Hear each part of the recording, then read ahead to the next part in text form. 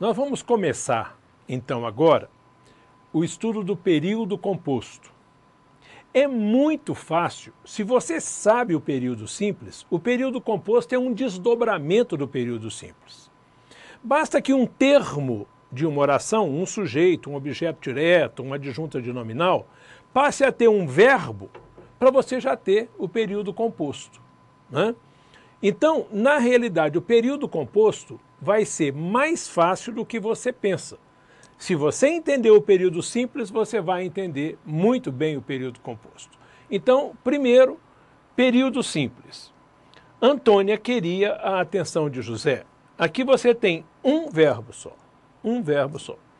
Você tem aqui o quê? Um sujeito, o verbo e o seu objeto direto. Oração completa, sentido pronto, completo, acabado, tá?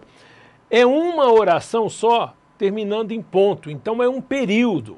E essa oração se chama oração absoluta, porque ela é única. Então, oração absoluta.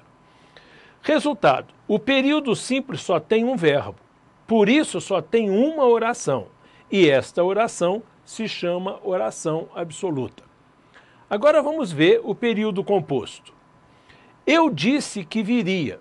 Você tem aqui o verbo dizer, eu disse, e o verbo vir, que viria.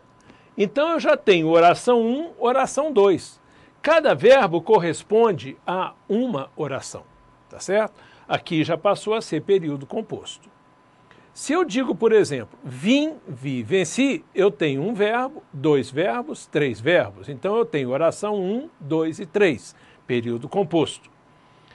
Ela chorou, eu não. Aqui você tem chorou o verbo, oração 1. Eu não. Essa vírgula marca este verbo subentendido aqui, tá? Então aqui você tem um verbo subentendido. Eu não é oração 2. Significa eu não chorei, tá? Então quando você vai subentender um verbo que já foi dito, você vai usar vírgula, tá? Resultado. O período composto tem mais de uma oração. Cada oração tem um verbo, não é verdade? Que pode ser expresso, em todos os casos ali, ou subentendido, neste caso. Tá certo? Então, período composto só tem um verbo para cada oração, mas tem mais de uma oração.